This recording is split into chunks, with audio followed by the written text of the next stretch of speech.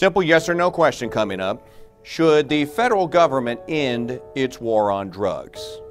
Drugs are very dangerous, but there's a lot of things that's very dangerous. The question is who should regulate danger? Should we assume responsibility for ourselves, or should the government take care of us? We want government, but we want self-government or local government or family government, but we don't want the nanny state.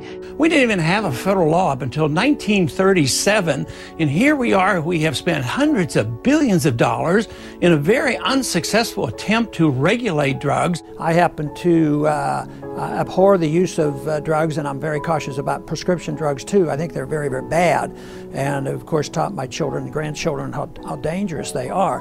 But that doesn't mean that I think that the solution comes from government. Do you worry, sir? I mean, look, I'm a recovering alcoholic and drug abuser. I'm coming up to 16 years with God's grace. Do you worry, sir, that this opens the door to more drug use, sets the wrong example, sends the wrong signal? It's an honest question on my part. No, this is a medical problem. It's not a legal problem. You shouldn't be a criminal because you have a problem with drugs. So I just don't think putting you in prison would have been helpful at all. Difficult problems should be dealt with at the state level. So I want the states to have the prerogatives and the responsibilities. It's how you regulate things, and whether or not this $1 trillion we spent on the war on drugs, really since the early 1970s, the modern day war on drugs started with Richard Nixon, and it's a catastrophe, just as prohibition of alcohol was a catastrophe. More people die from the war on drugs and the fights going on, and that's why we have these border wars going on, than they do from the drugs. Yes, there's probably about 3,000 people die from illegal drugs a year,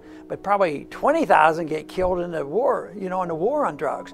And it's used as an excuse to undermine our freedoms. Breaking into your house without a search warrant with guns blazing into the wrong houses and killing people? Nah, no way. And I